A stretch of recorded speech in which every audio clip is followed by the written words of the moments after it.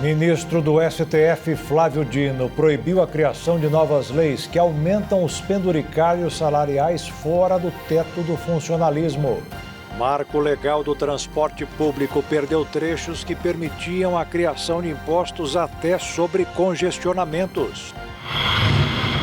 Número de acidentes com mortos e feridos neste feriado prolongado foi o mais trágico em 6 anos nas rodovias federais. A Argentina tem dia de greve geral contra a reforma do presidente Javier Milei, que tira direitos dos trabalhadores. Ex-príncipe Andrew, envolvido nas investigações do caso Jeffrey Epstein, foi preso e solto no mesmo dia no Reino Unido.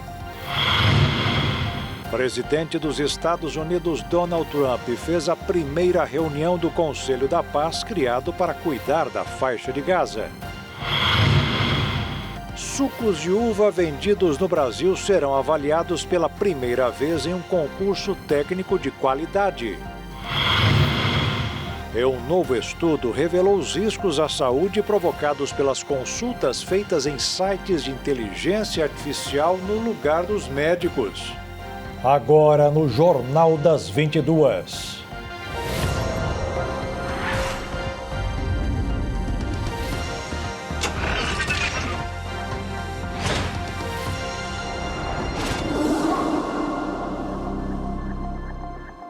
Olá, boa noite. O ministro do Supremo Tribunal Federal, Flávio Dino, decidiu pressionar o Congresso a votar leis contra supersalários que excedam o teto constitucional. Já os deputados e senadores defendem uma nova norma geral para regulamentar as verbas. O ministro Flávio Dino do Supremo proibiu a criação de qualquer nova lei ou ato normativo que institua pagamentos acima do teto constitucional do funcionalismo público, hoje fixado em mais de R$ 46 mil, valor equivalente ao salário dos ministros da Corte. A vedação alcança tanto remunerações quanto verbas indenizatórias, como gratificações e auxílios que, na prática, elevam os rendimentos acima do limite e são conhecidos como penduricalhos. A decisão quer impedir manobras legislativas ou administrativas que possam contornar a suspensão determinada no início de fevereiro. Segundo o ministro, cabe exclusivamente ao Supremo fixar a interpretação final da Constituição e evitar inovações jurídicas que comprometam o debate. No último dia 5, Dino já havia determinado a suspensão de pagamentos que não estejam expressamente previstos em lei em todos os níveis da federação. Agora, ele amplia o alcance da medida ao proibir a edição de novas normas que criem exceções ou reconheçam vantagens retroativas não pagas até a data da liminar.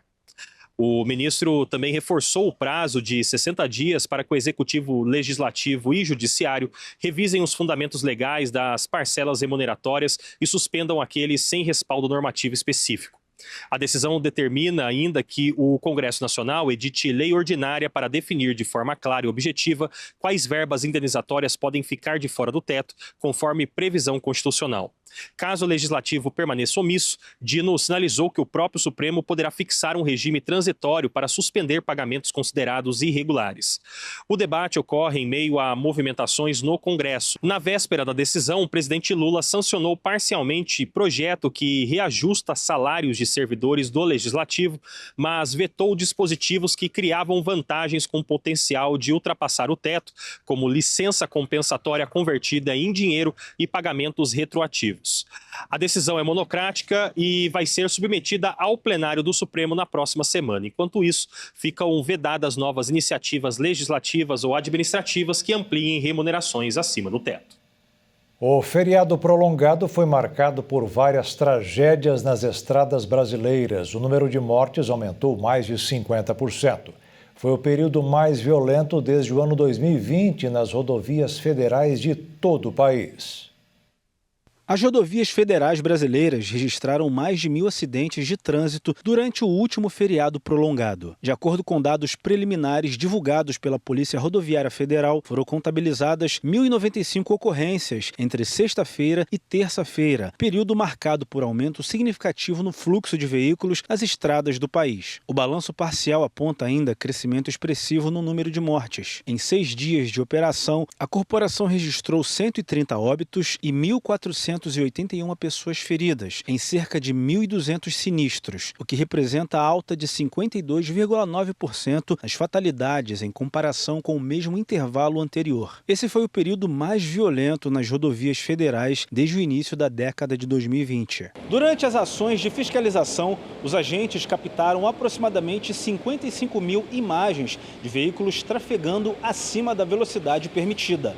Também foram aplicadas quase 9 mil autuações relacionadas ao não uso do cinto de segurança e à ausência de cadeirinhas para crianças, infrações consideradas graves por ampliarem o risco de lesões em casos de colisão. Ao todo, foram realizados 118 mil testes de bafômetro. Desse total, cerca de 2.400 motoristas foram autuados por dirigir sob efeito de álcool ou por recusarem a realizar o teste, sendo 180 encaminhados à delegacia.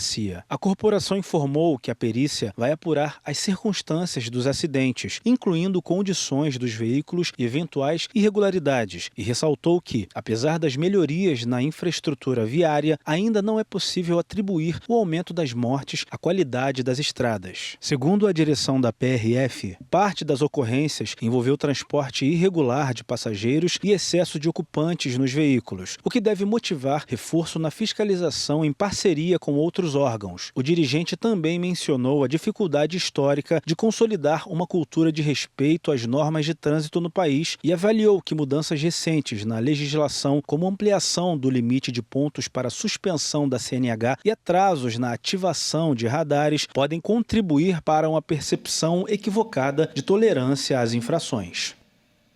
Pelo menos 5 ônibus do transporte municipal foram alvo de ataques na zona sul de São Paulo. Além de serem interceptados, houve tentativa de apedrejamento. Os criminosos ordenaram que os passageiros e o motorista saíssem dos coletivos e, na sequência, incendiaram os veículos. Outro coletivo teve a chave retirada pelos suspeitos, mas foi deixado no local. A maioria dos criminosos fugiu, mas um homem foi detido e está sendo investigado. A polícia está analisando as imagens de câmeras de segurança e coletando depoimentos para identificar os envolvidos e entender o motivo para as ações. Em razão da ocorrência, 17 linhas foram desviadas, o que dificultou a locomoção da população. E na volta às aulas surgiu uma novidade para os pais que têm dificuldade para levar os filhos para a escola. É a mãe turista, um alívio em um momento do ano marcado por vários contratempos, incluindo gastos extras com materiais escolares e uniformes. O serviço Mãe Turista funciona por meio de um aplicativo, no qual os pais entram em contato com a empresa que, de acordo com a demanda, indica uma mãe turista disponível na região onde o serviço será realizado. Normalmente, as solicitações são para levar as crianças à escola ou atividades extracurriculares em compromissos semanais ou mensais. O valor dessa nova modalidade é um pouco mais cara do que a van escolar e até mesmo aplicativos de corridas. Mas no final, os responsáveis alegam que o valor é justo por conta da segurança, da facilidade de comunicação e no tempo de saída e chegada das aulas. Algo que vem forçando os pais a mexerem no bolso é o transporte escolar. Isso porque, nos últimos anos, as vans escolares, que sempre foram uma alternativa nos transportes dos filhos de casa para a escola e vice-versa, não está mais atendendo às exigências dos pais. O principal motivo apontado é que o tempo em que as crianças ficam circulando nesse tipo de transporte antes de chegar à escola é muito longo. A ideia desse tipo de transporte particular surgiu justamente para suprir tais as demandas do cotidiano de muitos pais. Contudo, nem todos os responsáveis conseguem pagar pelo serviço, e a única alternativa é o transporte gratuito, que é ofertado do Programa Nacional de Apoio ao Transporte Escolar aos Alunos da Rede Pública. No ano passado, o programa beneficiou mais de 4 milhões de estudantes espalhados por todo o país. E a seguir, marco legal do transporte público perdeu trechos que permitiam a criação de impostos até sobre congestionamentos. E a Argentina tem dia de greve geral contra a reforma do presidente Javier Milei, que tira direitos dos trabalhadores.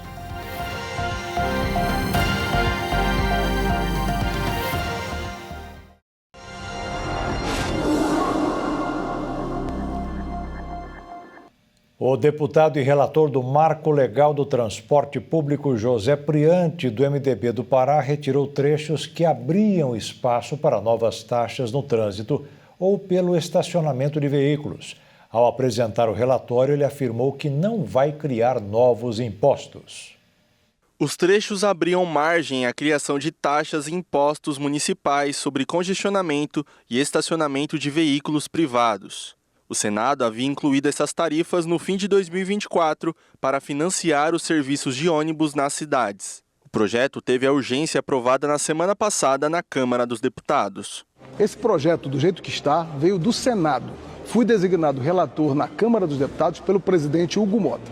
E faço questão de reforçar: não vamos criar novos impostos. Essa história de taxa de estacionamento, taxa de congestionamento, taxa de poluição não vão estar no texto da lei. José Priante tirou do texto todo o artigo 30, que estipulava 3 cobranças de impostos: cobrança de tributos ou tarifas pelo estacionamento, cobrança de tributos ou tarifas de congestionamento, cobrança de tributos ou tarifas sobre a circulação de veículos motorizados individuais em determinados dias, áreas e horários. O chamado imposto sobre congestionamento é, na prática, uma cobrança pensada para reduzir o uso de carros nos horários de pico e, ao mesmo tempo, gerar recursos e receitas para o financiamento dos transportes públicos nos municípios. Se bem desenhado, o imposto sobre congestionamentos ele tem por intuito, tem por objetivo gerar menos trânsito e proporcionar um transporte coletivo mais eficiente. O marco legal visa estruturar o financiamento do transporte público no país. O setor reclamou de não ter se recuperado dos prejuízos da pandemia. Se for aprovado, o texto será a principal mudança no setor desde a Lei de Mobilidade Urbana, sancionada no primeiro governo Dilma. O fato é que, para existir uma cobrança desse tipo, será necessária uma lei própria de cada município para poder gerar essa cobrança. Uma coisa ainda que, um fato, aliás, muito interessante a respeito desse assunto, é que não se trata de um jabuti, não se trata de uma obra brasileira. Na verdade, esse tributo é um tributo hoje, já existe em outros grandes centros, é exemplo de Londres, é exemplo de Estocolmo, que se discute ali a possibilidade de ter um pedágio urbano para o tráfego em determinadas áreas e, ao mesmo tempo, desestimular a utilização de carros, ao tempo ainda que se proporciona ou se incentiva o uso de transportes coletivos urbanos.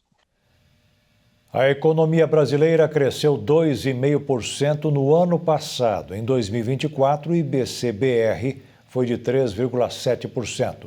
O número, que é a prévia do PIB, calculada pelo Banco Central, mostrou a perda do fôlego da atividade econômica, que só não foi pior graças à agropecuária. O PIB oficial, calculado pelo IBGE, será divulgado no mês que vem. O mercado financeiro no Brasil foi marcado por vários movimentos no exterior, com os operadores preocupados com notícias da economia dos Estados Unidos. A consequência, em uma hora como esta, é a chegada de mais dólares no país. Por isso, o dólar caiu 0,25% e terminou cotado em R$ 5,22. E a Bolsa de Valores, também puxada pelos papéis da Petrobras, subiu 1,35%, recuperando a faixa dos 188 mil pontos. O presidente Lula defendeu hoje a regulamentação das Big Techs, com a governança global da tecnologia e liderada pela ONU. O presidente está na Índia, participando da cúpula sobre o impacto da inteligência artificial na vida das pessoas. Lula chamou a evolução da tecnologia de inteligência artificial de quarta revolução industrial. Ele defendeu também a regulamentação das Big Techs. Nossas sociedades encontram-se em uma encruzilhada. A quarta revolução industrial avança rapidamente, enquanto o multilateralismo recua perigosamente. É nesse contexto que a governança global da inteligência artificial assume um papel estratégico. Toda inovação tecnológica de grande impacto possui caráter dual e nos confronta com questões éticas e políticas. A aviação, o uso do átomo, a engenharia genética e a corrida espacial são exemplos desse fenômeno. O líder brasileiro destacou a iniciativa chinesa na criação de uma organização internacional para a cooperação em inteligência artificial, com foco em países em desenvolvimento. Participamos da iniciativa da China sobre a criação de uma organização internacional para a cooperação em inteligência artificial, com foco nos países em desenvolvimento. Dialogamos com a parceria global em inteligência artificial que nasceu no G7. Mas nenhum desses fóruns substitui a universalidade das Nações Unidas para uma governança internacional da inteligência artificial que seja multilateral, inclusiva e orientada ao desenvolvimento. O presidente Lula ressaltou também que a revolução digital e a inteligência artificial impactam positivamente na produtividade industrial, nos serviços públicos, na medicina, segurança alimentar e energia. O evento que discute o impacto da inteligência artificial em Nova Delhi é o 4º encontro do chamado Processo de Bletchley, uma série de reuniões intergovernamentais sobre segurança e governança de inteligência artificial, iniciada em Bletchley Park, no Reino Unido, em novembro de 2023. Lula se reuniu com o presidente francês Emmanuel Macron, que também está na Índia. Um dos assuntos da pauta foi o acordo de livre comércio entre o Mercosul e a União Europeia. Os países europeus ainda vão votar em seus parlamentos a ratificação do acordo. Emmanuel Macron é contra o acordo e já afirmou que é um negócio mal feito e ultrapassado.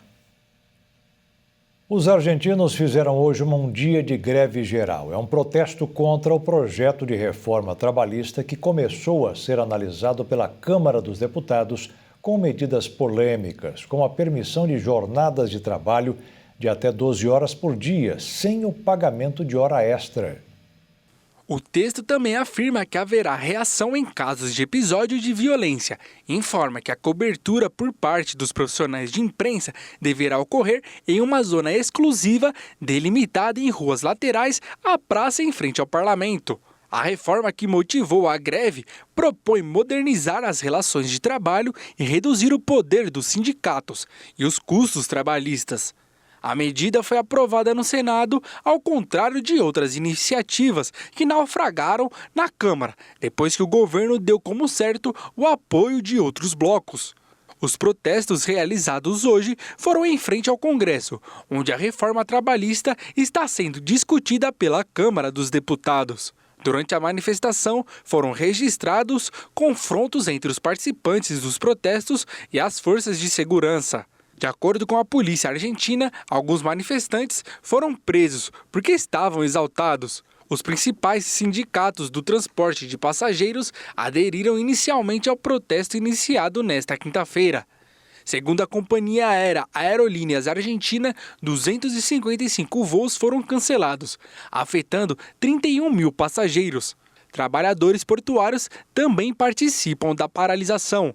O ato acontece no momento de declínio da atividade industrial. Nos últimos 2 anos, segundo fontes sindicais, mais de 21 mil empresas fecharam as portas. A crise também se estende ao encerramento de cerca de 300 mil postos de trabalho. A paralisação no país vizinho afeta também empresas aéreas no Brasil. Devido à greve, voos que deveriam sair do Brasil para a Argentina foram cancelados nesta quinta-feira. Os embarques suspensos incluem 21 linhas para a Argentina e do Brasil. A Gol Linhas Aéreas cancelou voos para Buenos Aires, Córdoba, Mendoza e Rosário, previstos para hoje. A companhia divulgou um comunicado para os clientes que abriu a possibilidade de remarcação sem custo para outras datas ou reembolso integral. E a seguir, o presidente dos Estados Unidos, Donald Trump, fez a primeira reunião do Conselho da Paz criado para cuidar da faixa de Gaza. E o ex-príncipe Andrew, envolvido nas investigações do caso Jeffrey Epstein, foi preso e solto no mesmo dia no Reino Unido.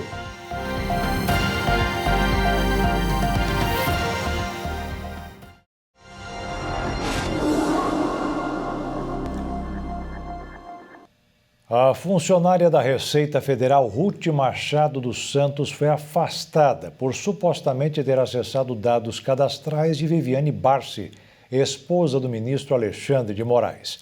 Ela nega a acusação e também foi impedida de entrar na unidade onde trabalha no litoral paulista e acessar os computadores. A Polícia Federal investiga o suposto acesso indevido a dados fiscais de Viviane Barsi de Moraes, esposa do ministro do Supremo Alexandre de Moraes. A agente administrativa da Receita Federal do Brasil, Ruth Machado dos Santos, teria realizado a consulta em agosto de 2025 na unidade do Fisco em Guarujá, no litoral paulista. Por determinação do próprio ministro, o relator do caso no Supremo Tribunal Federal, foram cumpridos mandados de busca e apreensão. 2 celulares da servidora foram recolhidos para perícia. Ela está afastada da unidade, proibida de acessar os sistemas da Receita e utiliza tornozeleira eletrônica. A investigação apura possível vazamento de dados fiscais de ministros da Corte e familiares. A defesa da servidora sustenta que ela jamais respondeu a procedimento disciplinar em quase 32 anos de serviço público e que não possui vínculo político partidário. O caso surgiu no contexto das investigações da Operação Compliance Zero, que apura irregularidades envolvendo o Banco Master. Em dezembro, veio a público um contrato firmado pela esposa do ministro para prestar serviços jurídicos ao banco e ao empresário Daniel Vorcaro. O acordo previa honorários milionários ao longo de 3 anos. Diante da repercussão, o ministro Alexandre de Moraes abriu de ofício um inquérito para apurar eventual quebra irregular de sigilo fiscal de integrantes da Corte. O Supremo solicitou auditoria à Receita Federal para mapear acessos aos dados de ministros e familiares nos últimos 3 anos. Em nota, a Receita confirmou que identificou acessos considerados indevidos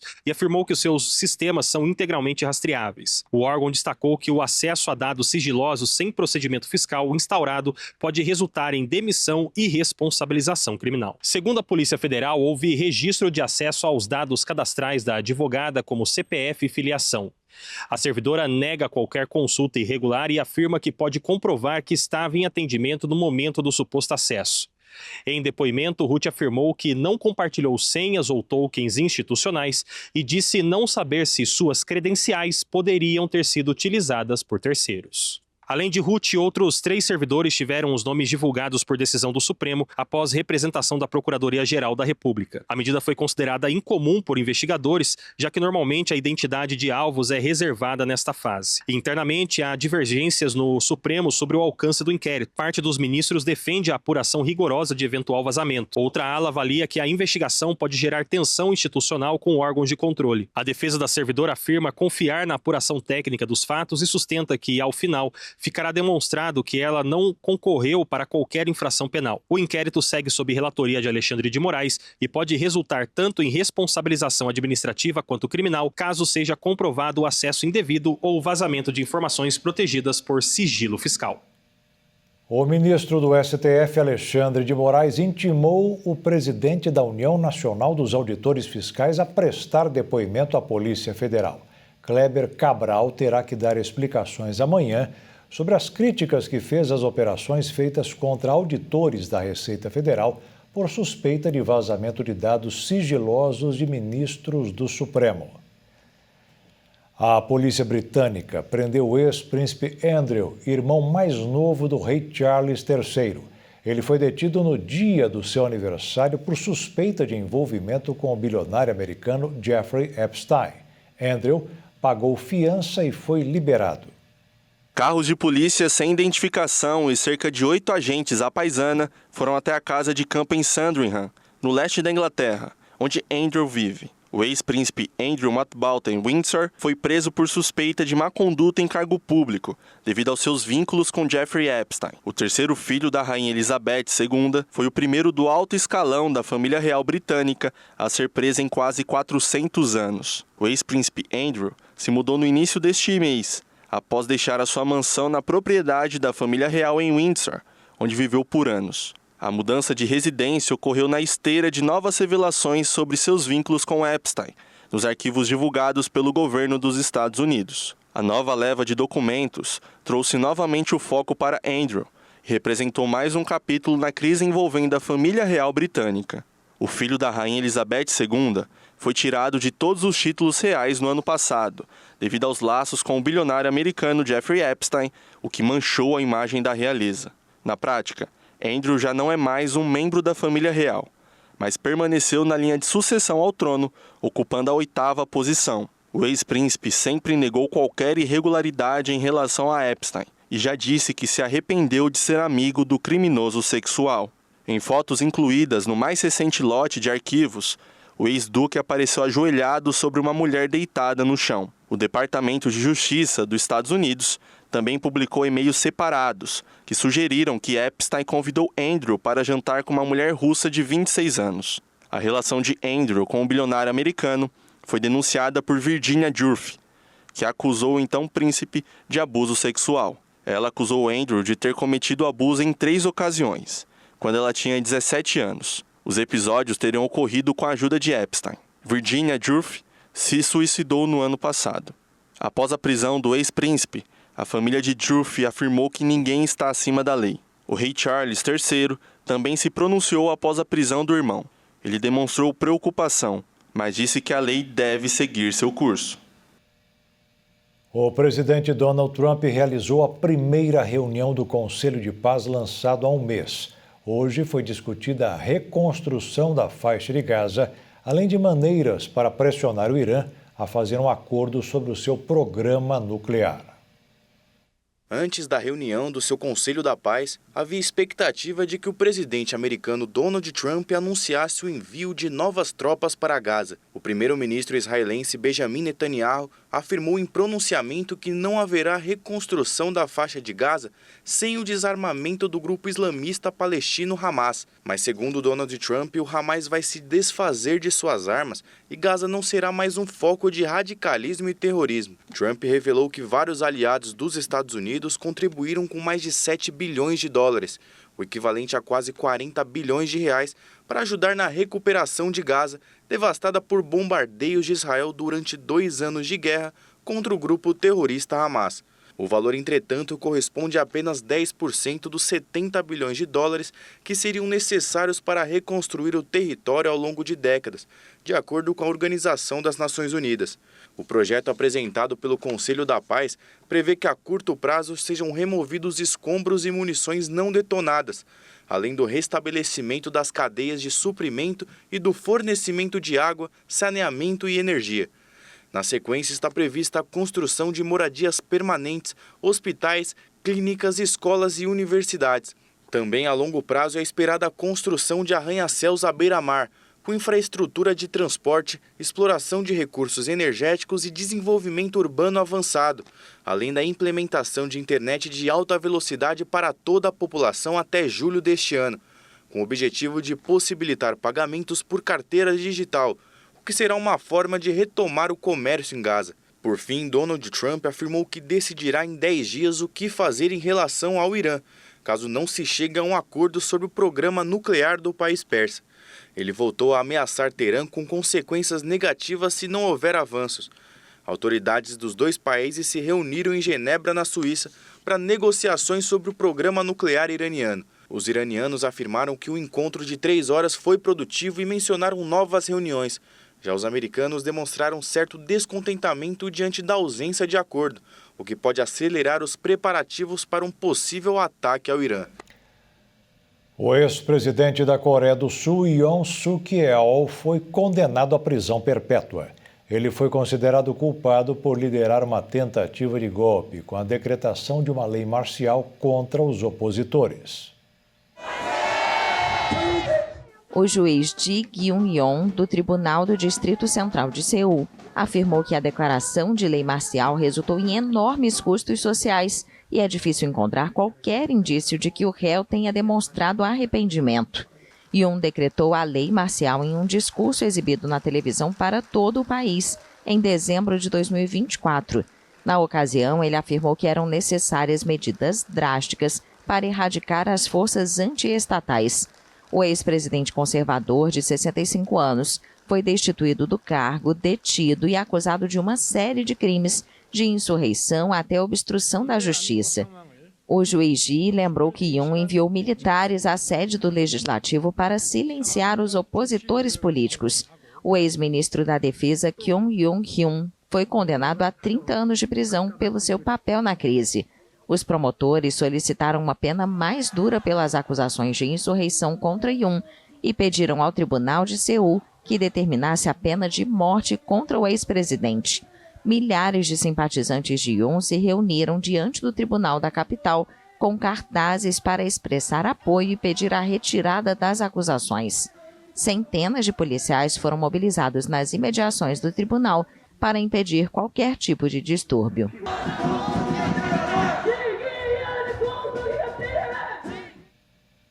O esquerdista José Maria Balcazar assumiu a presidência interina do Peru. Um dia antes, o então presidente José Herrí sofreu impeachment por má conduta no exercício de suas funções e falta de idoneidade para exercer o cargo. O esquerdista José Maria Balcazar foi eleito para chefiar o parlamento peruano e assumiu automaticamente a presidência interina do país, um dia após a destituição de José Herrí. Ele é o 8º chefe de Estado do Peru desde 2016 e marca um novo episódio na instabilidade política crônica que assola o país, em meio a uma luta pelo poder entre um legislativo forte e um executivo fraco. O advogado de 83 anos vai liderar o Peru até que seu sucessor assuma o cargo em julho, após eleições presidenciais de 12 de abril. Ele recebeu 60 votos em uma sessão extraordinária realizada na noite de quarta-feira no prédio do parlamento peruano. 4 membros se inscreveram para liderar o Congresso e suceder Herrí nesses próximos meses. Desde 2016, o Peru vive uma crise de instabilidade institucional, marcada por escândalos e investigações contra chefes de Estado nos últimos anos. Herrí, de 39 anos, que substituiu Dina Boluarte, também afastada do cargo, está sendo investigado por 2 casos de suposto tráfico de influência, após divulgação de um encontro secreto com um empresário chinês que faz negócios com o governo. A situação se complicou ainda mais neste mês, pela suposta intervenção na contratação de 9 mulheres para o governo. E a seguir, sucos de uva vendidos no Brasil serão avaliados pela primeira vez em um concurso técnico de qualidade. E em um novo estudo revelou os riscos à saúde provocados pelas consultas feitas em sites de inteligência artificial no lugar dos médicos.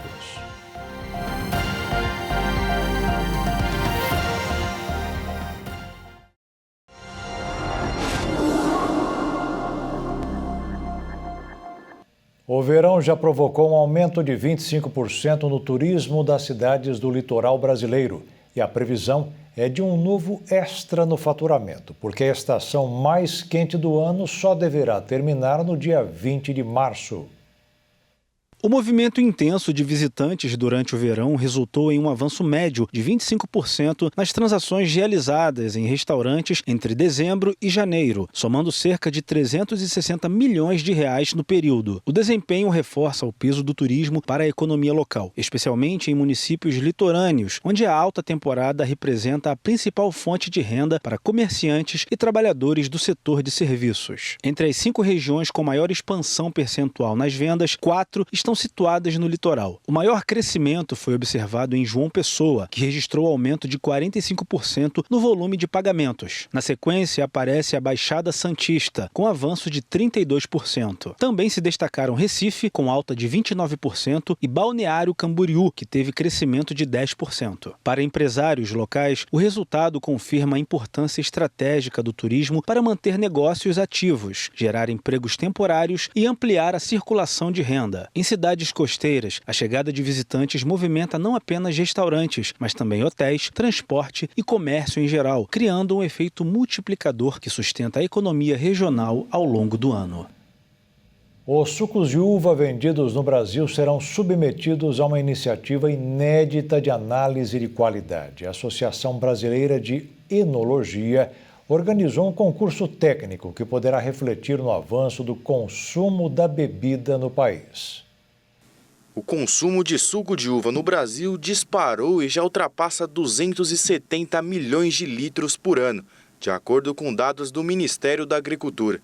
A bebida vem se consolidando nos últimos anos como uma boa alternativa no segmento sem álcool, que cresce no país e no mundo. Por isso, a Associação Brasileira de Enologia entendeu que era o momento de criar um espaço exclusivo de avaliação técnica, com critérios profissionais e metodologia própria. Os produtores terão até 13 de março para enviar suas amostras à Associação Brasileira de Enologia, que serão analisadas tecnicamente em uma iniciativa inédita, marcando o primeiro concurso do mundo dedicado exclusivamente à avaliação profissional da bebida. As categorias que estarão incluídas são suco de uva natural, suco de uva integral, suco de uva reconstituído, suco de uva gasificado e suco de uva orgânico ou biodinâmico. O concurso não incluirá o suco de uva adoçado. As amostras serão avaliadas às cegas por um painel de degustadores especializados, com base em critérios sensoriais como aspecto visual, qualidade aromática, equilíbrio gustativo e harmonia geral. Os produtos com melhor pontuação poderão receber as medalhas Mérito Uva, Platina e Diamante, selos que agregam valor institucional e comercial às marcas premiadas. A divulgação oficial dos resultados ocorrerá no dia 11 de abril. O Brasil é o maior produtor e exportador mundial de açúcar e sobra bastante. É aí que o consumidor exagera com doces, bebidas e outros alimentos que são transformados em carboidratos que vão parar no sangue ou ao redor da cintura. O açúcar está em quase tudo. No café da manhã, no lanche das crianças e até naqueles alimentos que parecem inofensivos.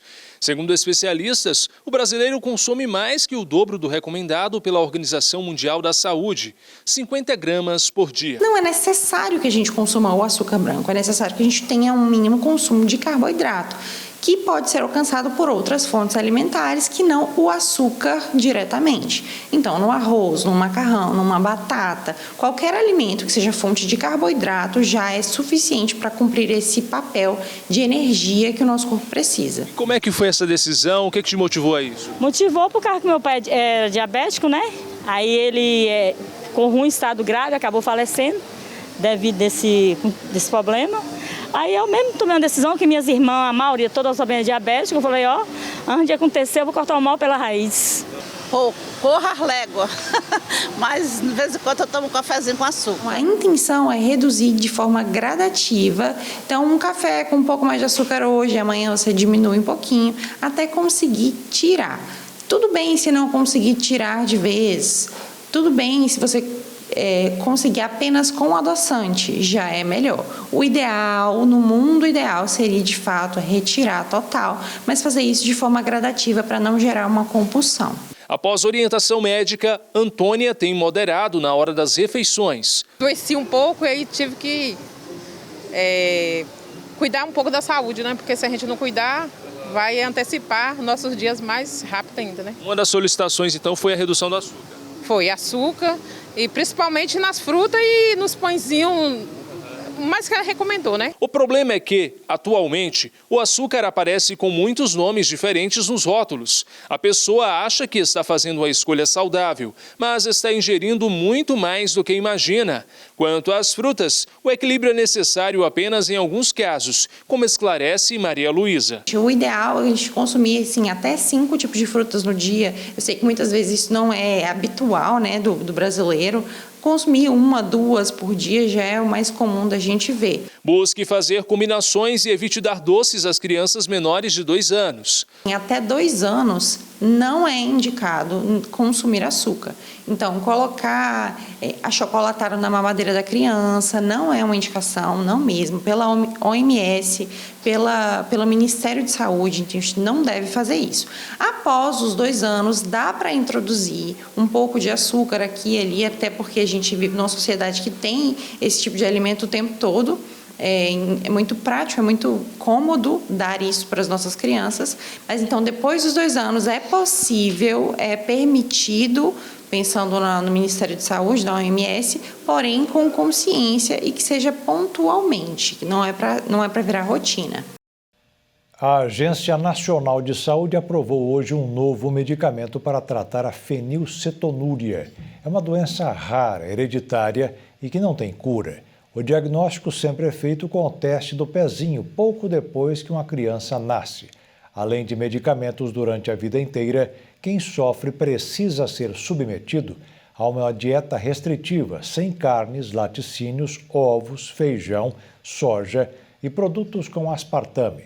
Se não evitar, poderá desenvolver problemas neurológicos, incluindo convulsões e baixo nível de inteligência. Depois do famoso Dr. Google, a nova moda agora é a consulta com a doutora IA. Um estudo revelou que a inteligência artificial ainda comete erros graves ao fazer orientações médicas, o que pode mudar os diagnósticos e comprometer a saúde da pessoa que faz consulta por conta própria. Com apenas um clique, a doutora IA se tornou a nova forma de se consultar. Na prática, o objetivo é o mesmo: pesquisas na internet. Mas essa nova moda é muito perigosa e traz uma visão preocupante sobre essa utilização. Um novo estudo publicado por uma revista especializada em saúde indicou que os chatbots ainda cometem muitos erros graves ao fornecer aconselhamento médico aos pacientes.